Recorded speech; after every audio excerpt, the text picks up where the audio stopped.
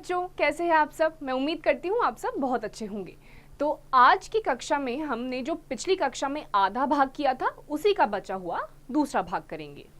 इसके अलावा आपका जो समसूत्रीय विभाजन विदलन होता है उसकी शुरुआत तभी हो जाती है जबकि युग्मनज अंडावाहिनी के संकीर्ण पथ से गर्भाशय की ओर बढ़ता है। फिर आपका जायगोट होता है, धीरे धीरे बनना शुरू होता है, फीटस में कन्वर्ट होता है और फिर धीरे धीरे आपका यूटरस से ऊपर वाली स्टेट में वो जाना शुरू कर देता है।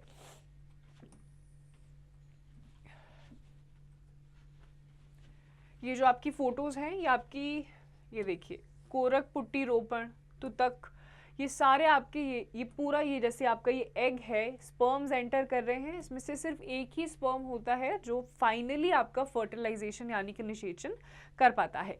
जैसे ही हो जाता है उसके बाद आपका क्या होता है, धीरे धीरे आपके जो जायगोट की फॉर्मेशन होती है वो बनना शुरू हो जाती है। ये एक फीमेल का जो यूटरस होता है उसका हाफ पार्ट है। यहाँ पर आपके एग्स रिलीज होते हैं, ये फैलोपियन ट्यूब से होते हुए फिर आ जाते हैं इस एरिया में और यहीं पर आपका फर्टिलाइजेशन होता है, जाइगोट बनता है, फीटस में जब कन्वर्ट होता है धीरे धीरे वो ऊपर जाना फिर शुरू कर देता है, यानी कि गर्भाशय से ऊपर की तरफ चला जाता है। और तब यह 2, 4, 8, 16 संतति कोशिकाएं जिसे कोरक खंड कहते हैं की संरचना या रचना करता है। 8 से 16 कोरक खंडों वाले भ्रूण को तुतक मोरुला कहते हैं। यह तुतक लगातार विभाजित होता रहता है और जैसे जैसे यह गर्भाशय की ओर बढ़ता है यह कोरक पुट्टी ब्लास्टोसिस्ट के रूप में परिवर्तित हो जाता है। एक कोरक पुट्टी के कोरक खंड बाहरी परत में व्यवस्थित होते हैं जिसे पोषक कोरक ट्रोफोब्लास्ट कहते हैं। कोशिकाएं के भीतर समूह जो पोषक रूप से जुड़े होते हैं उन्हें अंतर कोशिकाएं समूह इनर सेलमास कहते हैं। अब पोषक कोरक स्तर गर्भाशय अंतः स्तर से संलग्न हो जाता है और अंतर कोशिकाएं समूह भ्रूण के रूप में अलग अलग या विभेदित हो जाता है। संलग्न होने के बाद गर्भाशयी कोशिकाएं तेजी से विभक्त होती हैं और कोरक पुट्टी की आवृत्ति कर लेती हैं। इसके परिणाम स्वरूप कोरक पुट्टी गर्भाशय अंतः स्तर में अंतः स्थापित इबेंडेंट को जाती है। इसी से अंतरोषण इम्प्लांटेशन कहते हैं और बाद में यह सगभ्रता का रूप धारण कर लेती है। तो यहाँ पे क्या है, धीरे धीरे जैसे ही आपका निषेचन हो जाता है, फर्टिलाइजेशन हो जाता है, जायगोट की आपकी फॉर्मेशन हो जाती है, फीटस में ये कन्वर्ट होता है और धीरे धीरे ये जैसे ही आपके गर्भाशय से होते हुए ऊपर की तरफ निकलता है, ये पूरी जो प्रक्रिया आपकी होती है इसी को बोला जाता है अंतरोपण, जिसको इंग्लिश में इम्प्लांटेशन कहा जाता है। और जैसे ही इम्प्लांटेशन हो जाता है उसके बाद आपकी सगभ्रता का ये रूप धारण कर लेती है, यानी कि प्रेगनेंसी आपकी स्टार्ट हो जाती है। इसी से हमारा अगला टॉपिक जुड़ा हुआ है जिसका नाम है सगभ्रता तथा भ्रूणीय परिवर्धन, यानी कि प्रेगनेंसी। और भ्रूणीय होता है एम्ब्रियो, एम्ब्रियोनिक डेवलपमेंट, कैसे प्रेगनेंसी आपकी स्टार्ट होती है और किस तरीके से जो आपका एम्ब्रियो होता है वो डेवलप होना शुरू होता है। क्योंकि एक शिशु जो होता है निषेचन के बाद आपका क्या होता है, निषेचन के बाद आपका फीटस में कन्वर्ट होता है, फीटस से पहले जाइगोट होता है और एम्ब्रियो से ही आपका जो शिशु होता है उसके अलग अलग अंग आना शुरू हो जाते हैं। इसी को बोला जाता है एम्ब्रियोनिक डेवलपमेंट। अब ये जैसे आपको पिक्चर दिखाई दे रही है ये आपका भ्रूण होता है, भ्रूण यानी कि एम्ब्रियो। अब ये जो एम्ब्रियो होता है धीरे धीरे इसी से आपके अलग अलग अंग निकलते हैं, ऑर्गन्स रिलीज होना शुरू होते हैं और इसी गर्भाशय में, ये गर्भाशय गुहा है और यहीं पर आपका जो पूरा शिशु होता है वो धीरे धीरे ग्रो करता है, बढ़ना शुरू करता है। अब यहाँ पर जो आपकी मातृ रक्त होती है, जो मातृ रक्त यानी कि जो आपको ओव्यूलेशन होता है आपकी वजाइना में, रक्त की लाइनिंग्स बनती हैं, उसी से ये पूरे के पूरे एम्ब्रियो, ये जो आपको रेड दिखाई दे रहा है ये आपकी लाइनिंग है जो आपका हर महीने पीरियड्स के फॉर्म में निकलती है जब प्रेगनेंसी नहीं होती है, यानी कि आपकी सगभ्रता नहीं होती है। और यही रक्त होता है जो शिशु के यानी कि एम्ब्रियोनिक डेवलपमेंट में सहायता करता है और प्रॉपर न्यूट्रिशन ये एम्ब्रियो को देता है। इसमें अगर कमी हुई, खून की कमी की वजह से बच्चे को भी बहुत ज़्यादा नुकसान होता है। तो एम्ब्रियो को और बच्चे को प्रोटेक्टेड रखने के लिए ये रक्त बहुत ज़रूरी होता है और ये इसको मातृ रक्त भी कहा जाता है। अब धीरे धीरे आपका जो माता होती है उसके साथ बच्चा जो कनेक्टेड होता है वो प्लासेंटा के थ्रू होता है। जो प्लासेंटा होता है एक पतली सी कॉर्ड होती है, अपरा इसे हिंदी में कहा जाता है, और उसी के साथ जो जितना भी न्यूट्रिशन होता है, पोषण होता है, वो बच्चे को माँ की बॉडी से वो प्लासेंटा के थ्रू ही यानी कि अपरा के थ्रू ही मिलता है। अब अपरा भ्रूण को ऑक्सीजन तथा पोषण की आपूर्ति एवं कार्बन डाइऑक्साइड या जितनी भी चीज़ें होती हैं वो आपको प्लासेंटा से ही एम्ब्रियो तक वो पहुंचती है। यानी कि अगर फीमेल बॉडी, माँ अगर कुछ खाएगी तो बच्चे को भी वो पेट में या फिर एम्ब्रियो वाली स्टेज में भी वो प्लासेंटा के थ्रू ही ऑक्सीजन भी मिलता है, जिससे एम्ब्रियो डेवलप होता है। जितना पोषण होता है वो प्लासेंटा से ही मिलता है। यह अपरा एक नाभि रज्जु द्वारा भ्रूण से जुड़ा होता है। जो आपकी नाभि होती है पेट में, उसी के थ्रू ये जो प्लासेंटा होता है ये जुड़ा हुआ होता है। यानी कि आपकी नाभि का जो गोल स्ट्रक्चर है उसी में प्लासेंटा का कॉर्ड होता है और दूसरा आपकी माँ की बॉडी से जुड़ा हुआ होता है, और उसी से आपकी बॉडी में सारा का सारा पोषण, न्यूट्रिशन, खाना, पानी, ऑक्सीजन इसी से पूरा का पूरा निर्धारित होता है। जो भ्रूण होता है जिसको एम्बिलिकल कॉर्ड भी कहा जाता है, जो एम्बिलिकल कॉर्ड होती है यही निर्धारित करती है, और जो भ्रूण को यानी कि एम्ब्रियो को जितनी भी इम्पॉर्टेंट चीज़ें चाहिए होती हैं, आवश्यक पदार्थ जितने भी चाहिए होते हैं, वो एम्बिलिकल कॉर्ड के थ्रू ही मिलता है।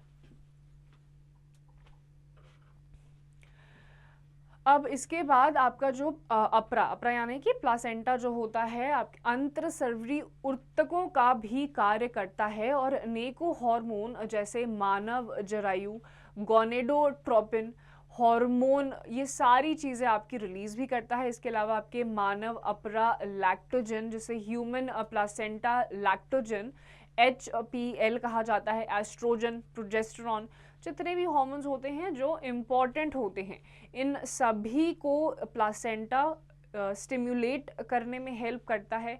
इसके अलावा अंडाशय द्वारा जितने भी आपके रिलैक्सिन नाम का जो हार्मोन होता है वो भी प्लासेंटा के थ्रू ही प्रेगनेंसी में स्टिम्युलेट होता है, जो कि आपका एम्ब्रियोनिक डेवलपमेंट यानी कि भ्रूणी वृद्धि में ही मदद करता है पूरी प्रेगनेंसी में। अब यहाँ पर ये याद रखना चाहिए कि जो HCH है या फिर HCG और HPL और रिलैक्सिन स्त्री में केवल सगर्भता की स्थिति में ही उत्पादित होते हैं। तो ये जो तीन चीज़ें आपने देखी, एक है आपका HCG, एक है HPL और तीसरा है रिलैक्सिन, ये तीनों हार्मोन, ये आपको बिल्कुल गांठ बांध के आपको ये बात याद रखनी है कि ये तीनों हार्मोन एक तो सिर्फ फीमेल्स में देखे जाते हैं, वो भी तब जब प्रेगनेंसी होती है, सगर्भता होती है।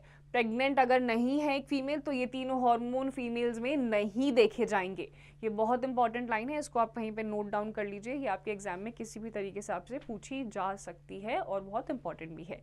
अब इन्हीं हार्मोनों के उत्पादन में बढ़ोतरी होने भी भ्रूण वृद्धि, माता की उपचाई क्रियाओं में परिवर्तन तथा सगर्भता को बनाए रखने के लिए आवश्यक होता है। जितने भी हार्मोन्स अभी आपने पढ़े थे वो रिलीज होते हैं, ये बहुत इंपॉर्टेंट होते हैं, ऐसे ही बॉडी में चेंजेस नहीं आते हैं। ये जो हार्मोन्स आपके रिलीज होते हैं ये आपकी जो डाइजेस्टिव उप अपचाई क्रियाएं जितनी भी आपकी होती हैं, उसके अलावा आपकी जो एम्ब्रियोनिक डेवलपमेंट होता है प्रेगनेंसी में, सारे के सारे हार्मोन्स हेल्प करते हैं। पूरी पॉसिबिलिटी होती है अगर ये हार्मोन्स ढंग से रिलीज नहीं हो रहे हैं तो प्रेगनेंसी में प्रॉब्लम्स आ सकती हैं। अंतरोपण यानी कि इम्प्लांटेशन की तुरंत बाद अंतर कोशिकाएं समूह यानी कि भ्रूण, एम्ब्रियो जिसे कहा जाता है, उसके बाहर त्वचा नामक एक बाहरी स्तर और अंत त्वचा एंडोडर्म नामक एक भीतरी स्तर में विभेदित हो जाता है। इस बाहरी त्वचा और अंतर त्वचा के बीच जल्द ही मध्य जन स्तर मेंजोडर्म प्रकट होता है। यह तीनों ही स्तर वयस्कों में सभी ऊतकों अंगों का निर्माण करते हैं। यानी कि आपका जो एम्ब्रियो होता है उसमें जितने भी ऑर्गन्स आपके धीरे धीरे रिलीज होना यानी कि बनना शुरू हो जाते हैं, वो आपके ये जो अलग अलग त्वचाएं होती हैं, जिसमें आपका एक्टोडर्म यानी कि बाहरी त्वचा जो बाहर की होती है, फिर आपकी अंतर त्वचा आ गई जिसको आप एंडोडर्म कहते हैं। इनके बीच में ही आपकी एक मध्यम जन स्तर प्रकट होना शुरू हो जाता है, जो कि आपकी अंगों का निर्माण करना भी शुरू कर देता है। यहाँ यह उल्लेख करना आवश्यक है कि इस अंतर कोशिका समूह में कुछ निश्चित तरह की कोशिकाएं, जिन्हें स्टेम सेल्स कहते हैं, समाहित रहती हैं, जिनमें यह क्षमता होती है कि वो सभी अंगों एवं ऊतकों को उत्पन्न कर सकती है। अब आपकी स्टेम कोशिकाएं इसमें रिलीज होना शुरू होती हैं, जिसे स्टेम सेल्स कहा जाता है, और इनमें पूरी कैपेबिलिटी होती है, कोशिकाएं होती हैं कि ये जो स्टेम सेल्स होती हैं ये सारे ऑर्गन्स को भी डेवलप कर सकती हैं और इन सबको ग्रो करवा सकती हैं। अब ऑन एन एवरेज ये जो सबसे पहली बात, तो ये जो सगर्भता यानी कि प्रेगनेंसी के विभिन्न महीनों में भ्रूण परिवर्धन के प्रमुख लक्षण क्या होते हैं, यानी किस तरीके से, क्योंकि एक ऑन एन एवरेज 9 महीने तक का ये पूरा प्रेगनेंसी पीरियड होता है, जिसे इंग्लिश में जेस्टेशन पीरियड भी बोला जाता है। और इसमें जो भ्रूण होता है यानी कि एम्ब्रियो जो होता है वो आपका धीरे धीरे अलग अलग स्टेजेस में बढ़ता रहता है। हार्ट बनना शुरू होता है, दिल बनता है, इसके अलावा सबसे पहले ये देखिए हृदय निर्मित होता है, यानी कि सबसे पहले प्रेगनेंसी जैसी होती है, भ्रूण में सबसे पहले क्या होता है, दिल धड़कना शुरू कर देता है। एक बढ़ते हुए भ्रूण का पहला संकेत स्टेथोस्कोप से उसके हृदय की धड़कनों का ध्यान पूर्वक सुना जाता है। तो आपके जो स्टेथोस्कोप होते हैं, जब भ्रूण छोटा होता है यानी कि आप पेट भी बाहर की तरफ नहीं निकलता है, बस एम्ब्रियो छोटा सा ही होता है, तो कैसे पता चलता है कि शिशु का बनना शुरू हो गया है, क्योंकि भ्रूण में हृदय बन जाता है, सबसे पहले दिल ही बनता है और दिल धड़कता है, स्टेथोस्कोप से वो फील किया जाता है। इसका मतलब कि ढंग से बिल्कुल अच्छी तरीके, सही प्रक्रिया से आपका जो भ्रूण है वो बढ़ रहा है, वृद्धि कर रहा है। सगर्भता के दूसरे माह के अंत तक भ्रूण के पाद और उंगलियों विकसित हो जाती हैं, यानी कि जो पैर होते हैं और जो फिंगर्स उंगलियां होती हैं, सेकेंड मंथ तक, दूसरे माह तक होते होते वो भी बनना शुरू हो जाता है। 12वें सप्ताह पहली तिमाही एक अंत तक लगभग सभी प्रमुख अंग तंत्रों की रचना हो जाती है। उदाहरण के लिए पाद एवं बाहर जनन अंग अच्छी तरह विकसित हो जाते हैं। जैसे आपके 12th वीक 12वां सप्ताह लग जाता है, यानी कि 3 महीने आपके लगभग खत्म हो जाते हैं, तब तक आपके अप्रोक्सीमेटली जितने भी आपके ऑर्गन्स होते हैं, पैर, दिल सबसे पहले बन गया था, पैर, हाथ, ये सारी चीज़ें आपकी लगभग बनना शुरू हो जाती हैं। पूरे फाइनल फुल्ली डेवलप नहीं होती हैं, बट हल्की फुल्की आना शुरू हो जाती हैं। गर्भावस्था के 5वें माह के दौरान गर्भ की पहली गतिशीलता और सिर पर बालों का उगाना सामान्यतः देखा जा सकता है। अब जैसे ही 5वां महीना लगता है, मूवमेंट होना शुरू हो जाती है, हल्की हल्की, बहुत ज़्यादा नहीं होती है, बट आप जो माँ होती है वो अपने पेट से ही उंगलियां फील कर सकती है। इसके अलावा जो सर होता है उस पर बाल आना शुरू हो जाते हैं। जब पूरे टेस्ट वगैरह होते हैं, डॉक्टर्स आपको स्क्रीन पे भी वो चीज़ दिखाते हैं। 14वें सप्ताह के अंत तक दूसरी तिमाही पूरे शरीर पर कोमल बाल निकल आते हैं, आँखों की पलकें अलग अलग हो जाती हैं और बैरानियों बन जाती हैं। जैसे ही आपका दूसरा क्वार्टर भी खत्म हो जाता है, यानी कि 6 महीने खत्म, 7वां महीना आपका शुरू हो चुका है, तब क्या होता है, आपका पूरे ऑर्गन्स जो होते हैं वो अपने ऑलमोस्ट फुल्ली डेवलप हो जाते हैं, यानी कि आपको उंगलियां बहुत अच्छे से फील होने लग जाएंगी, मूवमेंट ज़्यादा हो जाएगी, जो पूरी बॉडी होती है उस पर छोटे छोटे से हल्के हल्के से बाल आना शुरू हो जाते हैं। जो पलकें होती हैं, पलकों पे आपके अलग अलग छोटे छोटे से बाल आने शुरू हो जाते हैं। तो ये सारी चीज़ें अलग अलग सप्ताह, अलग अलग माह और अलग अलग क्वार्टर्स में आपको ये भ्रूण का डेवलपमेंट देखने को मिलता है। गर्भावस्था के 9वें माह के अंत तक गर्भ पूर्ण रूप से विकसित हो जाता है और प्रसव के लिए तैयार हो जाता है। फाइनली उसके बाद क्या होता है, आंखें बनना शुरू हो जाती हैं, पलकें अलग अलग होना शुरू हो जाती हैं। और जो 9वां महीना होता है, 9वें महीने के अंत तक या मध्य तक भी जो गर्भ होता है उसमें पूर्ण रूप से आपका जो शिशु होता है वो बन जाता है और प्रसव यानी कि डिलीवरी, बर्थ के लिए तैयार हो जाता है और बाहर निकलता है फिर आपका बिल्कुल एक छोटा सा प्यारा सा बच्चा। अब अगला टॉपिक है आपका प्रसव एवं दुर्गस्रवण, यानी कि आपकी डिलीवरी हो चुकी है, बच्चा पैदा हो चुका है। इसके बाद आपका लैक्टेशन पीरियड स्टार्ट होता है। लैक्टेशन यानी कि क्या आपने सुना भी होगा कि कुछ महीनों तक, करीबन 4 से 5 महीनों तक बच्चे को सिर्फ माँ का दूध ही दिया जाता है। अब ये जो दूध की प्रक्रिया होती है इसी को बोला जाता है लैक्टेशन। लैक्टेशन यानी कि मदर की बॉडी में दूध बनना शुरू हो जाता है। अब जैसे ही ये प्रेगनेंसी होती है, अप्रॉक्सीमेटली ये 9 साढ़े 9 महीने की होती है, जिसको आपको जेस्टेशन पीरियड भी कहा जाता है। ये पूरा जो आपका टाइम पीरियड होता है जब प्रेगनेंसी चल रही होती है, भ्रूण आपका अलग अलग स्टेजेस में होता है, ये आपका जेस्टेशन पीरियड होता है।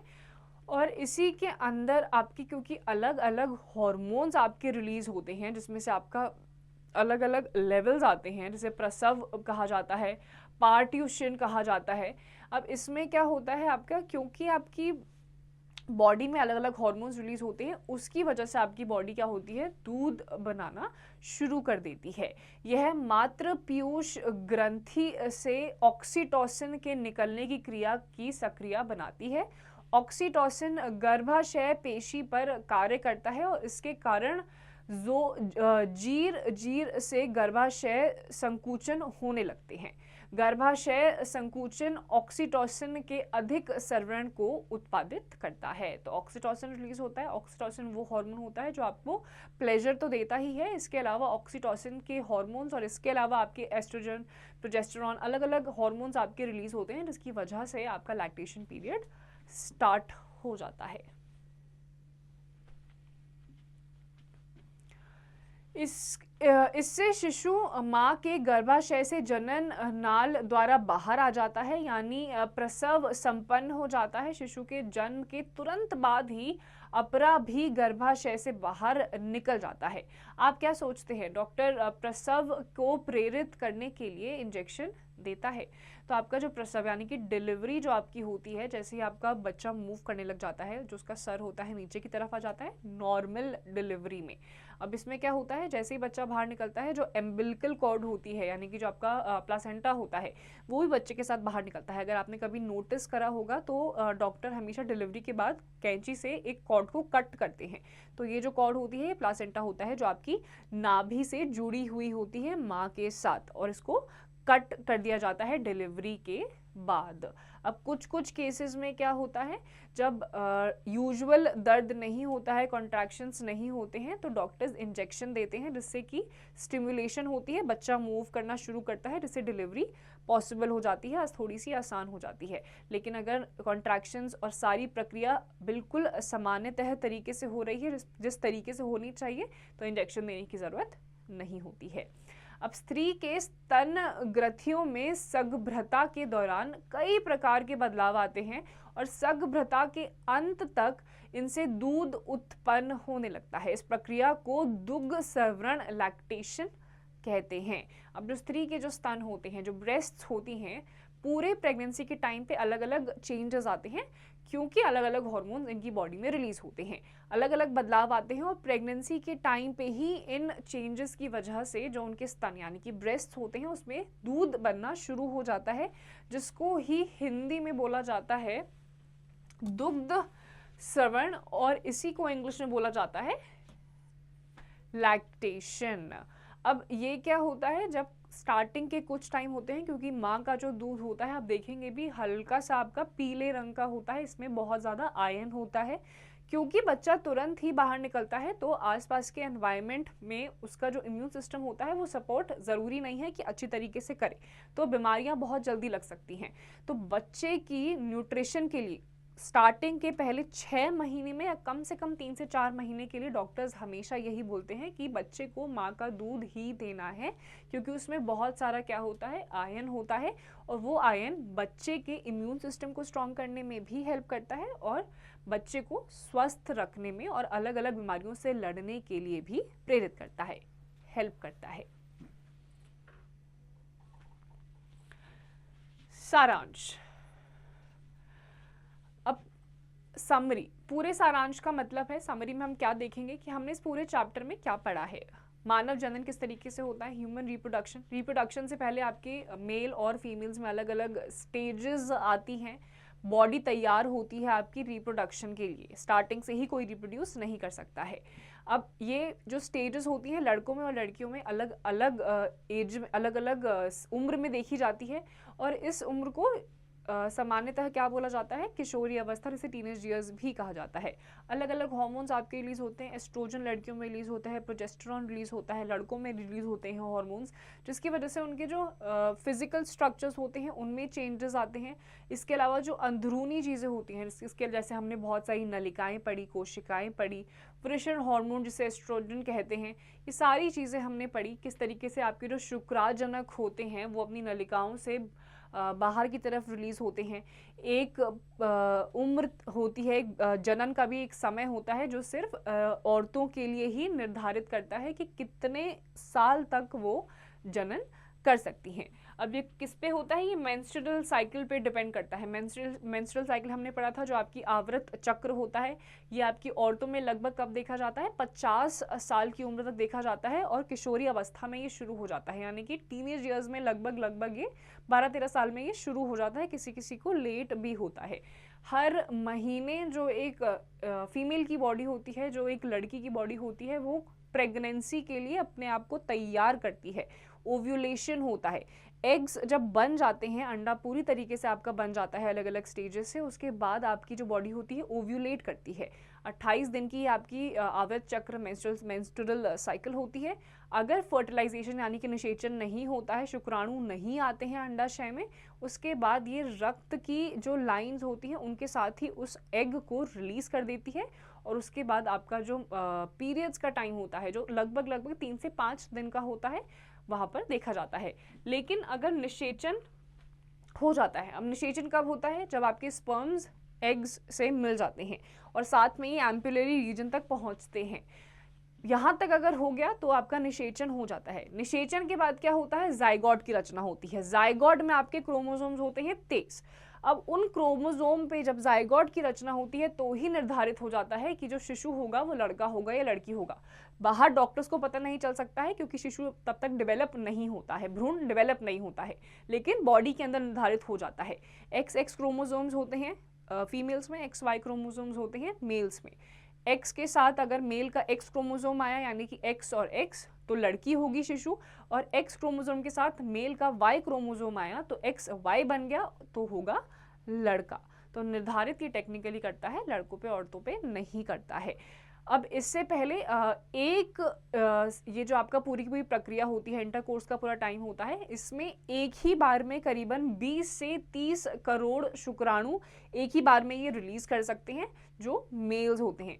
जो लड़कियां होती हैं उसे 50 साल तक का टाइम होता है, जो ये पूरा आवर्त चक्र होता है। इसके बाद अगर कोई भी किसी प्रकार का अगर इंटरकोर्स होता भी है तो निषेचन तक की प्रतिक्रिया नहीं जाती है, यानी कि फीमेल उसके बाद इंटरकोर्स के बाद भी प्रेग्नेंट नहीं हो सकती है, क्योंकि मेनोपॉज आ जाता है। मेनोपॉज यानी कि आवर्त चक्र खत्म, बॉडी ओव्यूलेट नहीं करेगी, यानी कि एग्स को रिलीज नहीं करेगी, और एग्स को रिलीज नहीं करेगी इसका मतलब फीमेल बॉडी जनन भी नहीं कर सकती है। फिर एंड में आता है प्रेगनेंसी। प्रेगनेंसी के बाद आपका लैक्टेशन पीरियड शुरू होता है। प्रेगनेंसी आपकी 9 महीने की होती है, जिसे जेस्टेशन पीरियड भी कहा जाता है। फाइनली फिर आपकी डिलीवरी हो जाती है फीमेल बॉडी से। डिलीवरी के बाद एम्बिलिकल कॉर्ड यानी कि प्लासेंटा को काट दिया जाता है। उसके बाद जो फीमेल्स का स्तन यानी कि ब्रेस्ट होता है उसमें ऑलरेडी दूध बनना स्टार्ट हो जाता है, और उस ये पूरा का जो पूरा प्रोसेस होता है दूध बनने का, इसको बोला जाता है लैक्टेशन। अभ्यास, रिक्त स्थानों की पूर्ति करें। यहाँ पर आपको फिल इन द ब्लैंक्स दिए हैं। पहला है मानव उत्पत्ति वाला है, अलैंगिक या लैंगिक, तो इसका क्या आंसर होगा, लैंगिक। यानी कि जो मानव में रिप्रोडक्शन देखा जाता है, उत्पत्ति मानव की होती है, किस प्रकार से होती है? तो एक होता है अलैंगिक यानी कि असेक्सुअल, दूसरा होता है लैंगिक यानी कि सेक्सुअल। तो फीमेल यानी ह्यूमंस में क्या देखा जाता है? लैंगिक की प्रक्रिया ही देखी जाती है। इसी प्रकार से बाकी सारे जितने भी सवाल हैं उसके उत्तर आपको खुद से देने हैं।